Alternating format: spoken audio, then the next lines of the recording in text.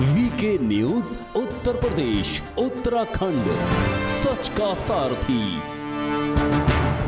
मुझे एक बात बताओ, जो लोग राष्ट्र की संपत्ति को नुकसान पहुंचा रहे हैं, क्या वे सेना में जाने लायक हैं? क्या उन्हें सेना में और पुलिस बल में जाना चाहिए? क्या सेना में राष्ट्रभक्त जाता है, राष्ट्र की संपत्ति को नुकसान पहुंचाने वाला नहीं जाता है।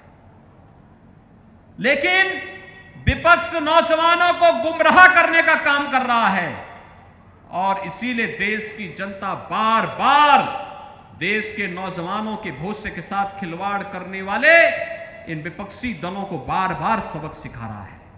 उत्तर प्रदेश की जनता ने तो अभी दिया है। कांग्रेस केवल 2 सीट तक सीमित रह गई है। समाजवादी पार्टी भी धीरे धीरे करके अब सिकुड़ती जा रही है।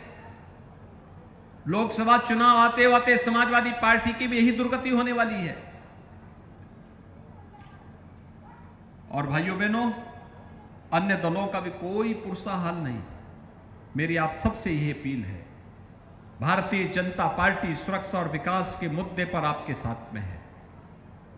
डबल इंजन की सरकार आपके हितों के लिए कार्य कर रही है। उद्योग लगाने के लिए हो, नौजवानों के रोजगार के लिए हो, सुरक्षा के लिए हो, गरीबों के लिए आवास की सुविधा हो,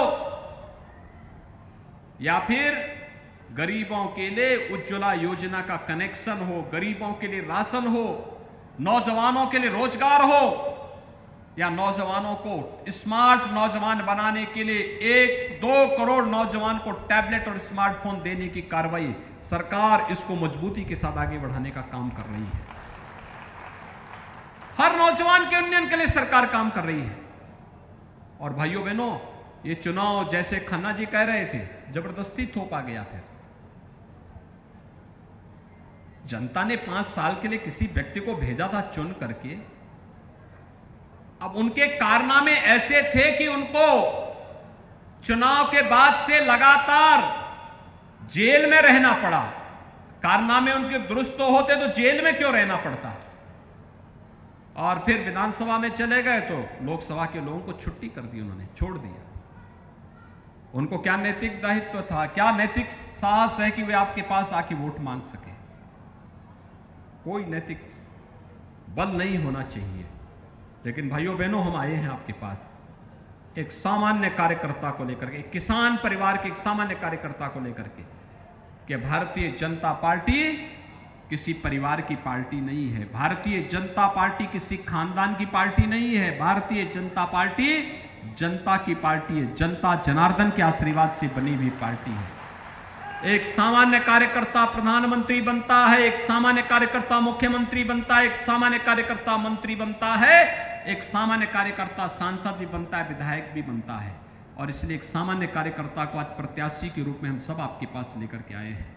श्री घनश्याम सिंह लोधी भारतीय जनता पार्टी के प्रत्याशी के रूप में रामपुर लोकसभा सीट पर भारतीय जनता पार्टी ने आपके बीच आपको दिया है। और भाइयों बहनों, मेरी आप सबसे अपील है, कम समय मिला है श्री घनश्याम सिंह लोधी को आपके बीच में प्रचार करने के लिए। एक बार चुनाव जिता करके भेजिए। और मैं घनश्याम सिंह लोधी से कहूंगा कि वह केवल संसद सत्र के दौरान संसद में रहे, अन्यथा जो 1.5 साल 2 साल का कार्यकाल इनको मिल रहा है, 1.5 साल 2 साल केवल रामपुर लोकसभा सीट के गांव-गांव और घर-घर जाकर के जनता जनार्दन के प्रति आभार व्यक्त करें।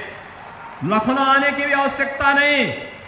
मिलक के लिए राजबाला जी हैं, बिलासपुर के लिए बलदेव सिंह ओलख जी हैं, और बाकी ये मेरे पास भेजते रहे, यहाँ के जिला पदाधिकारी हमारे पास भेजते रहे।